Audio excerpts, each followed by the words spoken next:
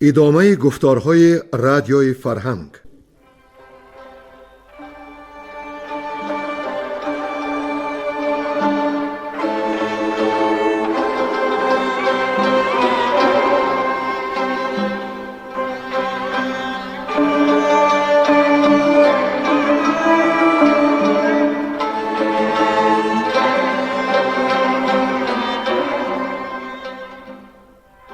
بسا رنج بردم در این سال سی، عجم زنده کردم بدین پارسی.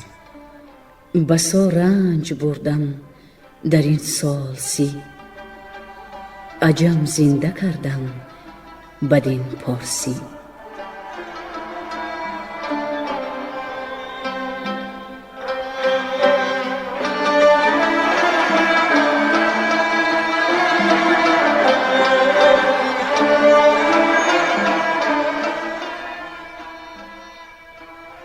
محفل ادبی به استقبال جشن هزاره شاهنامه بیزوال ابوالقاسم فردوسی.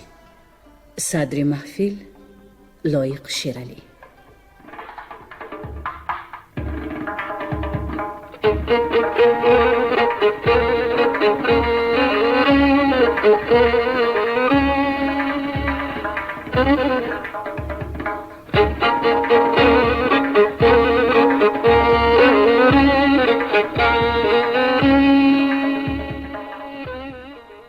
شنوندگان ارجمند یاد دارند که ما در بخش قبلی پخش داستان‌های شاهنامه از پادشاهی کیقوباد قصه کرده بودیم. حالا می‌پردازیم به خواندن داستان کیکاووس که پادشاهی او 150 سال بود. اما اینجا چنان که در آغاز برنامه شاهنامه خوانی پیمان کرده بودیم و شنوندگان هم بر این عهد ما خو گرفته‌اند، در ستایش خداوند شاهنامه شعری یا اقتباسی یا سپاسی بخوانیم. اینجا روا دیدیم که از شاعر ترکمن انا کاووسوف که فامیلش از نام قهرمان شاهنامه کاووس برمی آید شعری بخوانیم. شعر انا کاووس فردوسی نام دارد و بنده به تاجیکی گرداندم. در غزنین با شکوه دیرین، در بارگه خراب زار، پیری دیدم خیالمندی، اعمای و نحیف و بیمداری. خاکستری سله داشت در سر، تنها بنشسته پای دیوار، میخواند ز شاهنامه بیت، شهبیت ز داستان شهوار. آن بوته رسته در سر سنگ، میکرد زیبود خود تمنا. یک دم به خیال زنده کردم فردوسی و روزگاری او را. اندر بر او قبای شاهی، اندر سر او چو حاله دستار. می رفت ز کوچه و همه خلق، می کرد به او سجود بسیار. مشهور به غزنه و سپاهان، در ملک بخار و در سمرقند. برفی سر هندوکش ببینی، بر موی سفید اوست مانند. بالای بلند داشت شاعر، می رفت عصای پیری در دست. در کوچه منادی داد میزد، ای خلق تو را ز شه پیام است. آیید به چارسو یکایک، فرمود شه است شاه محمود. ای بار خدا نگاه میدار، در روی زمین تو سایه خود. انبوه خلایق و شه آنجاست، بنشسته گروه شاعران نیز. با هم بکنند سبقت شعر، تا کیست بزرگ و بی هنر کیست. بنشست نخست شاه بر تخت، زان پس شعرا بر روی قالین. یک یک به سخن زبان گشودند، خواندند به شاه حمد و تحسین. کردند بسا قصیده بافی، در مدح شه و ستایش او. کردند زیاده ژاژخایی، در حق نفوذ و دانش او. گفتند همه شه است عاقل، صاحب دل و با مروت و رحیم است. ای مسند شاه جاودان باش، کز تو همه خصم زیر بیم است. زین گونه دروغ و یاوه پوچ هرچند بظاهر است زیبا، فردوسی بسا به طاقت آمد، با شور و غرور خواست از جا، از دوره خلق بیرون آمد، نزدیک و بزم شاعران شد. هر شعر که گفت در بدیهه، بر سینه یاوه‌گو سینان شد. هر حرف به عرش کرد پرواز، مانند فرشته ها سبکبال. هر حرف به مدح مردمان بود، نه در حق آن شهی سبکسار. از چارسو خلق آفرین خواند، برگفت تو فرد جاودانی. زین بعد به فخر میتوان گفت، خورشید سمای شاعرانی. و اینک شروع میکنیم به خواندن داستان کیکاووس که گویندش خورشید آسمان شاعران فردوسی طوسی بوده است. گویندگان بیرنگ کهدامنی، گلنسا زمانی، عبدالقادر منیازوف و کمینه کمترین.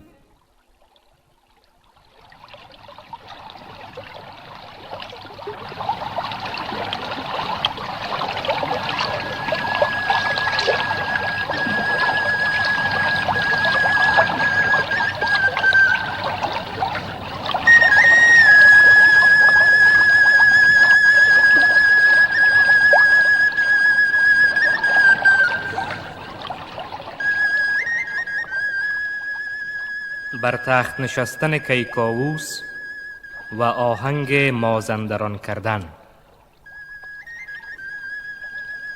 درخت برومند چون شد بلند، گریدون که آید برو برگزند.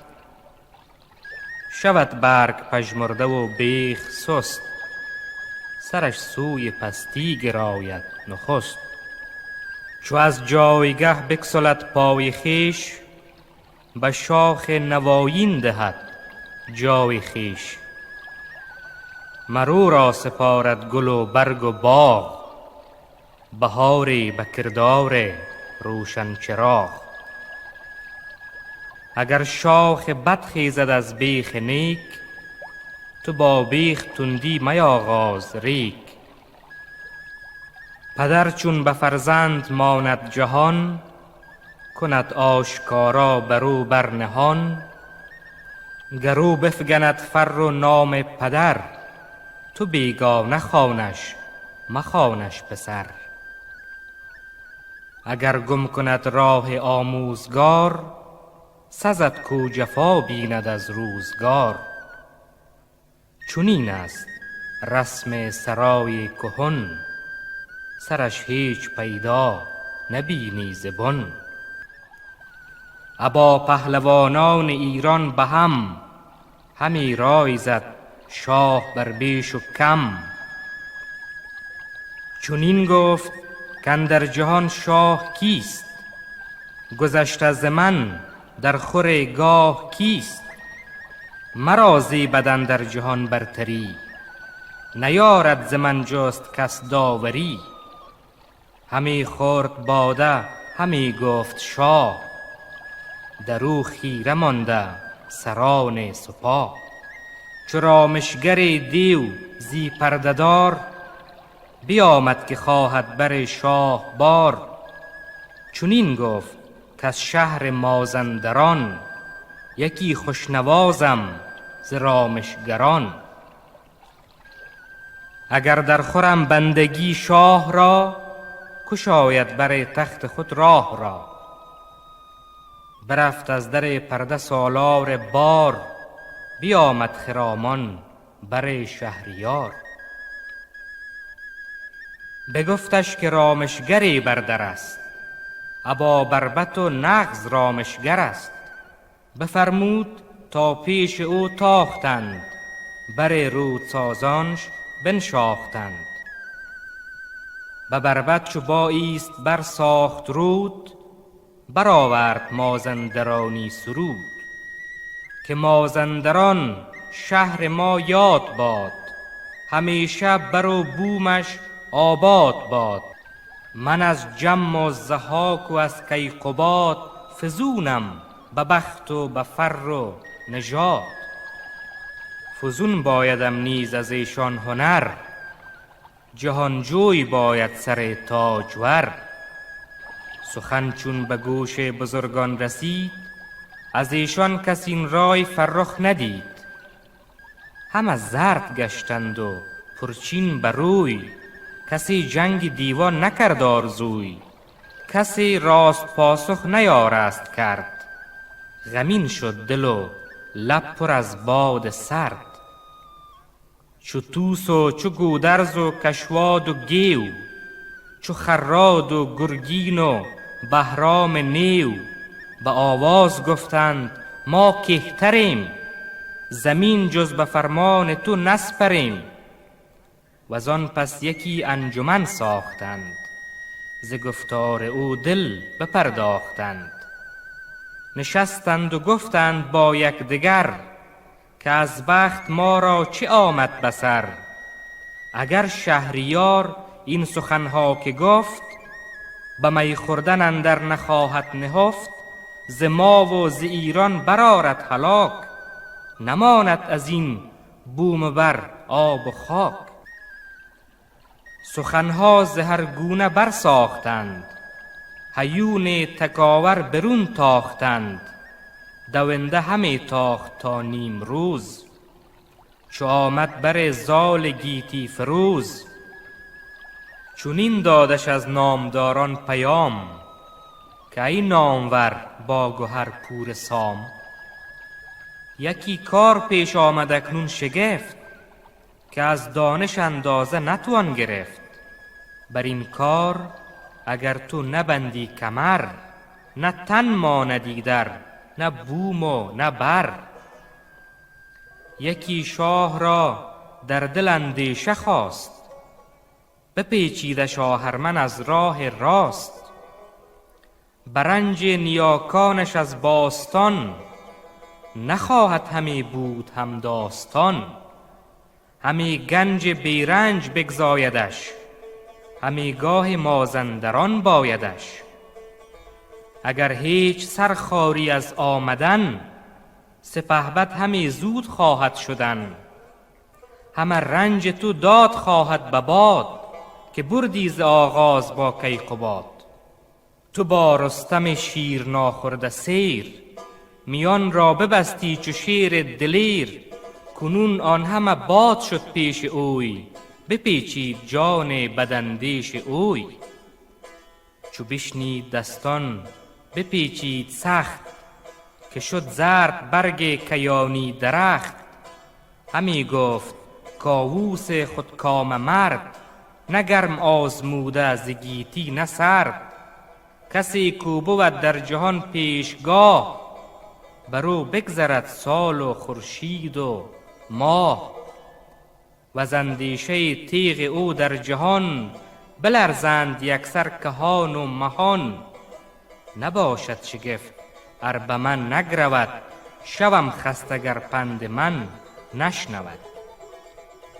ور این رنج آسان کنم بر دلم، از اندیشه شاه دل بگسلم. نه از من پسندد جهان آفرین، نه شاه و نه گردان ایران زمین. شوم گویمش هرچه آید ز پند، ز من گر پذیرد شود سودمند. وگر تیز گردد گشوده است راه، تهمتن همی در بود با سپاه. پراندیشه بود آن شب دیریاز، چو خورشید بنمود تاج از فراز. کمر بست و بنهاد سر سوی شاه، بزرگان برفتند با او به راه. خبر شد به توس و به گودرز و گیو، به بهرام و گرگین و گردان نیو. که دستان به نزدیک ایران رسید، درفش همایونش آمد پدید. پذیره شدندش سران سپاه، سری کو کشد پهلوانی کلاه. چو دستان سام اندر آمد به تنگ، پیاده شدندش همه بیدرنگ. برو سرکشان آفرین خواندند، سوی شاه باهو همی راندند. بدو گفت توس ای گو سرفراز، کشیدی چنین رنج راه دراز. ز بهر بزرگان ایران زمین، بر آسایش این رنج کردی گزین. هم از سر به سر نیک خواه توییم، ستوده به فر کلاه توییم. بدان نامداران چنین گفت زال، که هر کس که او را بفرسود سال. همه پند پیرانش آید به یاد، از آن پس دهد چرخ گردانش داد. نشاید که گیریم از او پند باز، که از پند ما نیست خود بی نیاز. ز پند خرد گر بگردد سرش، پشیمانی و رنج باشد برش. با آواز گفتند ما با تویم، ز تو بگذرد پند کس نشنویم. همه یکسره پیش شاه آمدند، بر نامور تاج و گاه آمدند.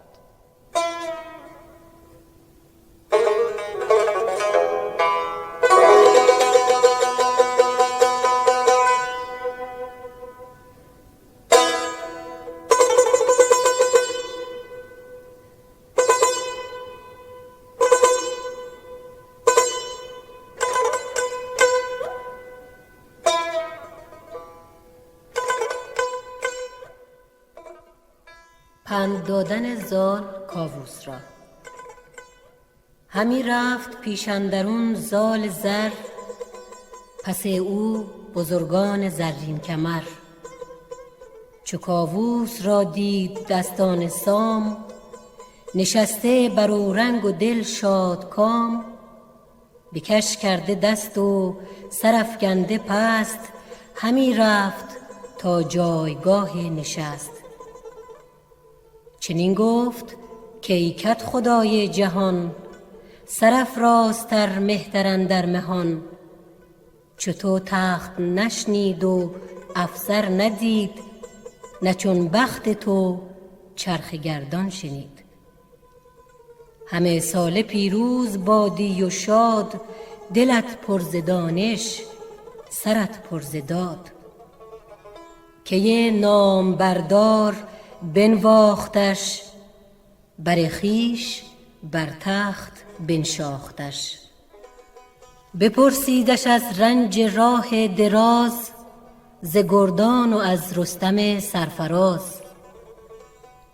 چنین گفت مر شاه را زال زر، انوشه بزی شاه پیروزگر.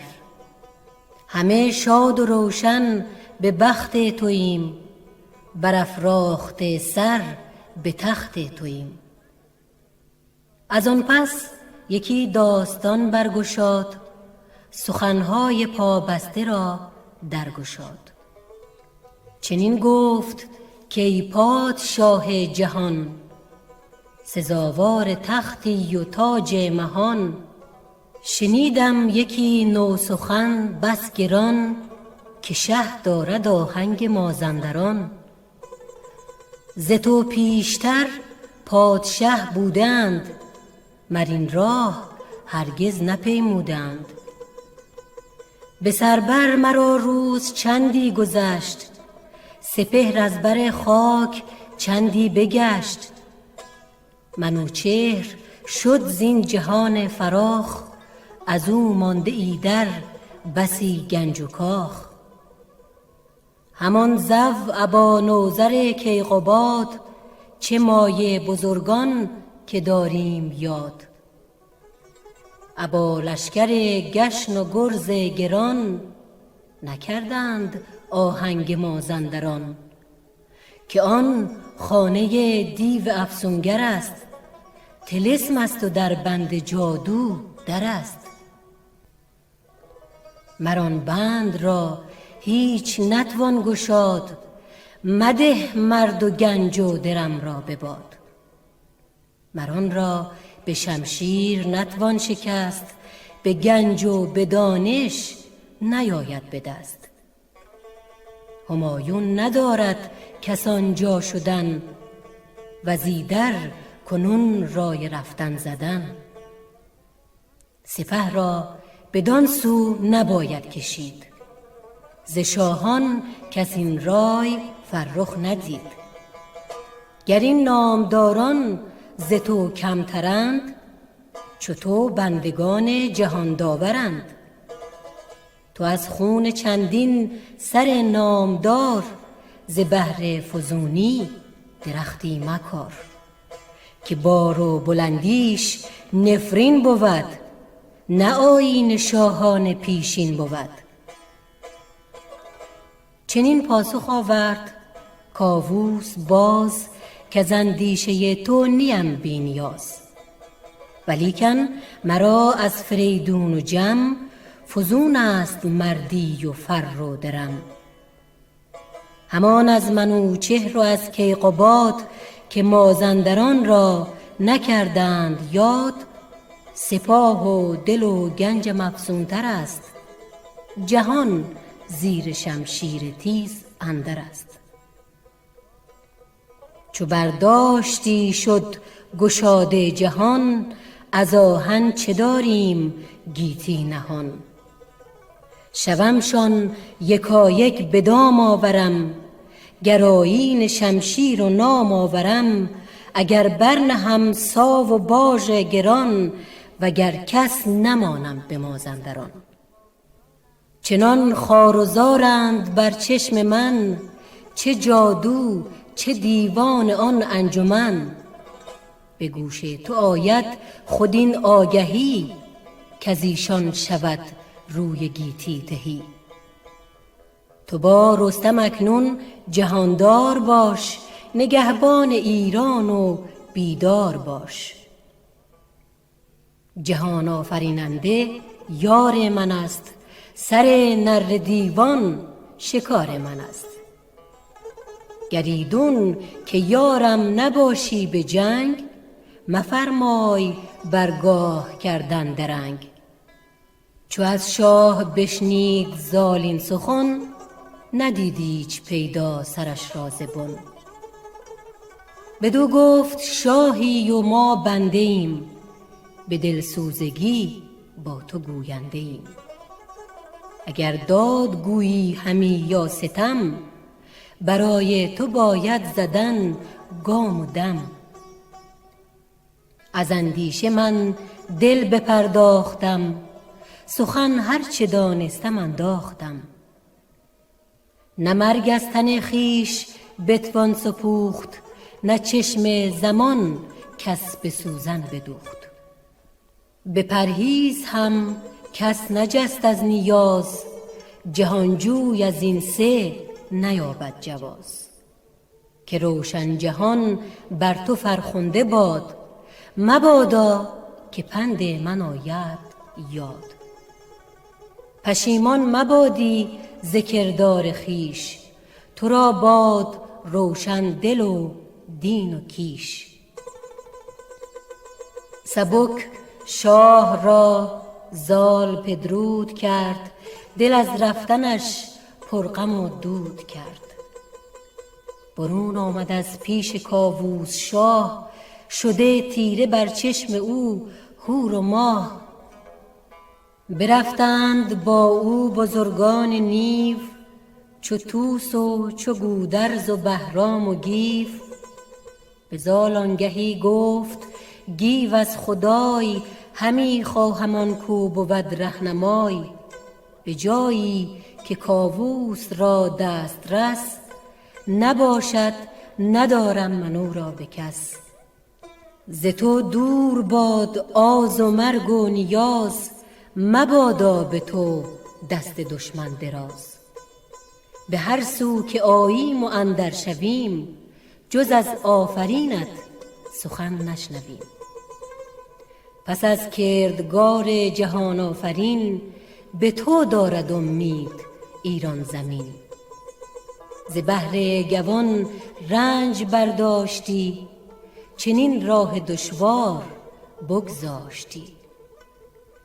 بگفتین و بگرفتشان در کنار، ره سیستان را برآراست کار.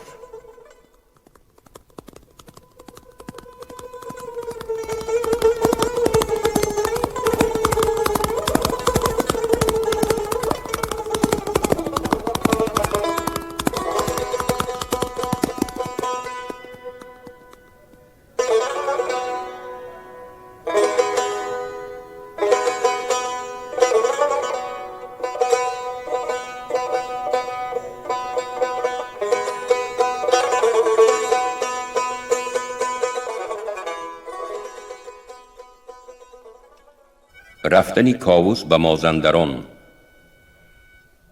چو زالی سپه بود سپهلو برفت، دمادم سپه روی بنهاد تفت. به طوس و به گودرز فرمود شاه، کشیدن سپه سر نهادم برا. چو شب روز شد شاه و کنداوران، نهادند سر سوی مازندران. به میلاد بسپرد ایران زمین، کلیدی دری گنج و تاج و نگین. بدو گفت گر دشمن آید پدید، تو را تیغ کینه نباید کشید. زهر بد بزال و برستم پناه، که پشتی سپاهند و زیبایی گاه. دیگر روز برخاست آوای کوس، سپه را همی راند گودرز و طوس. همی رفت کاووسی لشکر فروز، بزد گاه بر پیش کوه اسپیروز. به جایی که پنهان شود آفتاب، بدان جایگه ساخت آرام و خواب. کجا جای دیوان دیشخیم بود، بدان جایگه دیو را بیم بود. بگسترد زربفت بر کوهسار، هوا پر ز بوی می خوشگوار. همه پهلوانان فرخنده پی، نشسته بری تخت کاووس کی. همه شب همی مجلس آراستند، به شبگیر کز خواب برخاستند. پراکنده نزدیک شاه آمدند، کمر بسته و با کلاه آمدند. بفرمود پس گیو را شهریار، دوباره ز لشکر گزین کن هزار. کسی کو گراید به گرزی گران، کشاینده شهر مازندران. هر آن کس که بینی ز پیر و جوان، تنی کن که او را نباشد روان. در او هرچی آباد بینی بسوز، شب آور هر آنجا که باشی بروز. چنین تا به دیوان رسد آگهی، جهان کن سراسر ز جادو تهی. کمر بست و رفت از بری شاه گیو، ز لشکر گزین کرد گردانی نیو. بشد تا دری شهر مازندران، ببارید شمشیر و گرزی گران. زن و کودک و مردی با دستوار، نمی یافت از تیغ او زینهار. همی کرد غارت همی سوخت شهر، بپالود بر جای تریاق زهر. یکی چون بهشتی بر این شهر دید، که از خرمی نزد او بهر دید. به هر کوی و برزن فزون از شمار، پرستار با طوق و با گوشوار. پرستنده زین بیشتر با کلاه، به چهره به کرداری تابنده ماه. به هر جای گنج پراکنده زر، به یک جای زر و به دیگر گوهر. به اندازه گرد اندرش چار پای، بهشت است گفتی همیدون بجای. به کاووس بردند از آن آگهی، بدان خرمی جای آن فرهی. همی گفت خرم زیاد آن که گفت، که مازندران را بهشت است جفت. همه شهر گویی مگر بتکده است، ز دیبای چین برگلازین بوبست. بتانی بهشتند گویی درست، به گلنارشان روی رضوان بشست. چو یک هفته بگذشت ایرانیان، ز غارت گشودند یک یک میان.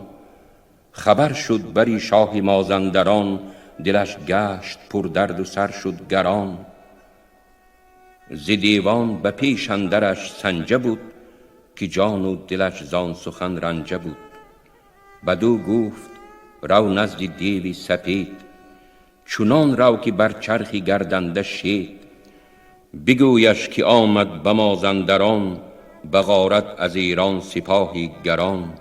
همه شهر مازندران سوختند، به جنگ آتشی کینه افروختند. جهانجوی کاووسشان پیش رو، ز لشکر بسی جنگ سازانی نو.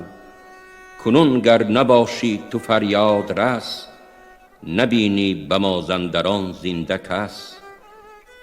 چو بشنید پیغام سنجه برفت، بری دیو فرمان شه برد تفت. بیامد به نزدیک آن سرفراز، بگفت آنچه بشنید از آن رزم ساز. چنین پاسخش داد دیوی سپید، که از روزگاران مشو ناامید. بیایم کنون با سپاهی گران، ببرم پی او ز مازندران. بگفتین و چون کوه بر پای خاست، سرش گشت با چرخ گردنده راست. شب آمد یکی ابر شد بر سپاه، جهان گشت چون روی زنگی سیاه. چو دریای قار است گفتی جهان، همه روشناییش گشته نهان. یکی خیمه زد بر سر از دود قار، سیه شد هوا چشمها گشت تار. ز گردون بسی سنگ بارید و هشت، پراکنده شد لشکر ایران به دشت. بسی راه ایران گرفتند پیش، ز کردار کاووس دلگشته ریش. چو بگذشت شب روز نزدیک شد، جهانجوی را چشم تاریک شد. ز لشکر دو بهره شده تیره چشم، سری نامداران از او پر ز خشم. همه گنج تاراج و لشکر اسیر، جوانبخت شه تیز برگشته پیر. همه داستان یاد باید گرفت، که خیره بماند شگفت از شگفت. سپهبد چنین گفت چون دید رنج، که دستوری بیدار بهتر ز گنج. دریغا که پندی جهانگیر زال، نپذرفتم و آمدم بدسگال. بسختی چو یک هفته اندر کشید، بدیده از ایرانیان کس ندید. به هشتم بغرید دیوی سپید، که ای شاخی بی بر به کرداری بید. همه برتری را بیاراستی، چرا گاهی مازندران خواستی. همه نیروی خیش چون پیلی مست، بدیدی و کس را ندادی تو دست. تو با تاج و بر تخت نشکیفتی، خرد را بدین گونه بفریفتی. بسی برده کردی به مازندران، بکشتی بسی را به گرزیگران. نبودت ز کارم مگر آگهی، شده غره بر تخت شاهنشهی. کنون آنچه اندر خوری کاری توست، دلت یافت آن آرزوها که جوست. وزان نر دیوان خنجرگزار، گزین کرد جنگی 12,000. بر ایرانیان بر نگهدار کرد، سری سرکشان پر ز تیمار کرد. خورش دادشان اندکی جان سپوز، بدان تا گزارند روزی بروز. وزان پس همه گنج شاه و سپاه، چه از تاج یاقوت و پیروزگاه. سپرد آنچه دید از کران تا کران، به ارژنگ سالار مازندران. بری شاه برگفت او را بگوی، کزا هرمن اکنون بهانه مجوی. که من هرچی بایست کردم همه، به خاک آوریدم سراسر رمه. همه پهلوانان ایران سپاه، نه خورشید بینند روشن نما. به کشتن نکردم برو بر نهیب، بدان تا بداند فراز از نشیب. بزاری و سختی برایدش هوش، کسی نیز ننهد بر این کار گوش. چو ارژنگ بشنید گفتار اوی، به مازندران شاه بنهاد روی. همی رفت با لشکر و خواسته، اسیران و اسپان آراسته. چو این کرد برگشت دیوی سپید، سوی خان خود رفت برسان شید. به مازندران ماند کاووس شاه، همی گفت کین بود از من گناه.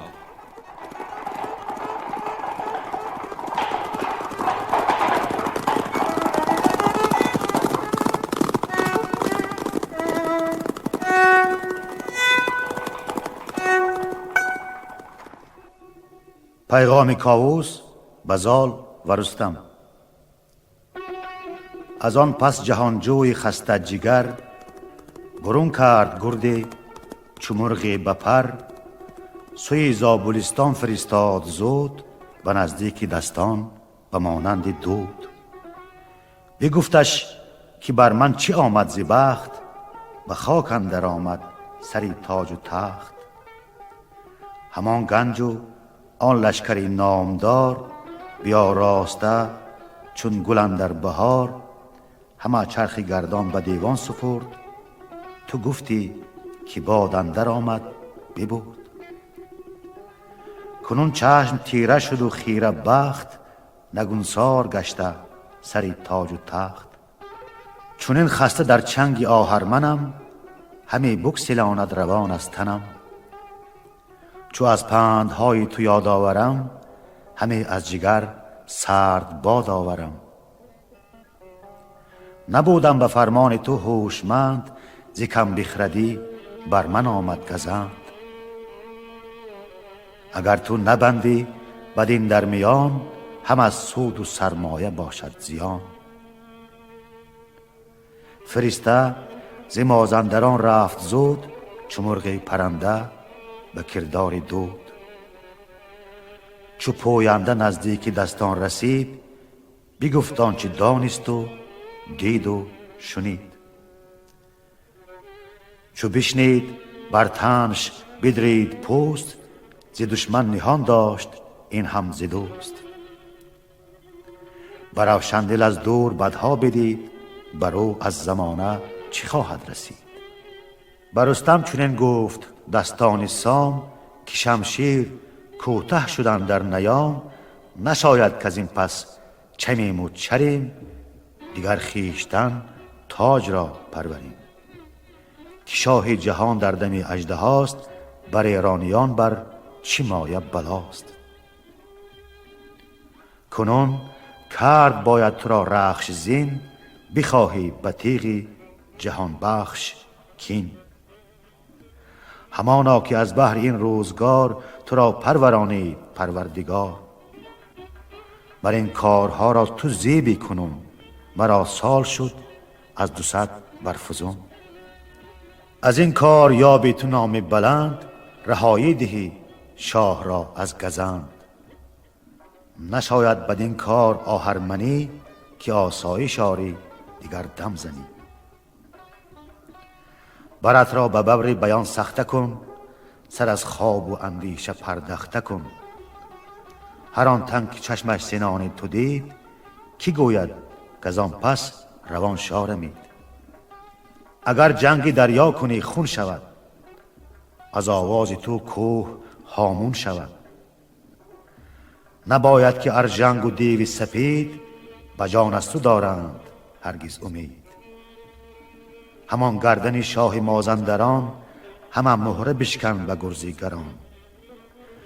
چنین داد پاسخش رستم که راه، دراز است و من چون شوم کینه خواه. از این پادشاهی بدان گفت زال، دو راه است و هر دو به رنج و وبال. یکی دیر بازان که کاووس رفت، و دیگر که بالاش باشد 2 هفت. پر از شیر و دیو است و پر تیرگی، بماند بر او چشمت از خیرگی. تو کوتاه بگزین شگفتی ببین، که یاری تو باشد جهان آفرین. اگرچه برنج است هم بگذرد، پی رخش فرخ ورا بسپرد. شبی تیره تا برکشد روز چاک، نیایش کنم پیش یزدانی پاک. مگر باز بینم بر و یال تو، سر و بازو و چنگ و کوپال تو. وگر هوش تو نیز بر دست دیو، رسانید یزدان کیهان خدیو. تواند کسی این سخن باز داشت، کجا چون که آید بباید گذاشت. نخواهد همی ماند ایدر کسی، بباید شدر چند ماند بسی. کسی کو جهان را به نام بلند، بگیرد برفتن نباشد نژاد. چنین گفت رستم به فرخ پدر، که من بسته دارم به فرمان کمر. ولیکن به دوزخ چمیدن به پای، بزرگان پیشی ندیدند رای. همان از تن خویش نابوده سیر، نیاید کسی پیش درنده شیر. کنون من کمر بسته و رفته گیر، نخواهم جز از دادگر دستگیر. تن و جان فدای سپهبد کنم، طلسم تنی جادوان بشکنم. هر آن کس که زنده است از ایرانیان، بیارم ببندم کمر بر میان. نه ارژنگ مانم نه دیوی سپید، نه سنجه نه پولادی غندی نه بید. به نام جهان آفرین یک خدای، که رستم نگرداند از رخش پای. مگر دستی ارژنگ بسته چو سنگ، فکنده به گردنش بر پالهنگ. سر و مغز پولاد را زیر پای، پی رخش برده زمین را ز جای. بپوشید ببر و برآورد یال، بر او آفرین خواند بسیار زال. چو پیلی برخش اندر آورد پای، رخش رنگ بر جا و دل هم بجای. بیامد پر از آب رودابه روی، همی زار بگریست دستان بر اوی. چنین گفت رودابه ماه روی، بر رستم که داری سوی راه روی. مرا در غم خود گذاری همی، به یزدان چه امید داری همی. بدو گفت که مادری نیک خوی، نبگزینم این راه بر آرزوی. چنین آمدم بخش از روزگار، تو جان و تنی من به یزدان سپار. به پدرود کردنش رفتند پیش، کی دانیست کش باز بینند بیش. زمانه بر این سان همی بگذرد، پیش مرد دانا همی نشمرد. همان روزی بعد کز تو اندر گذشت، بران نه کزو گیتی آباد گشت.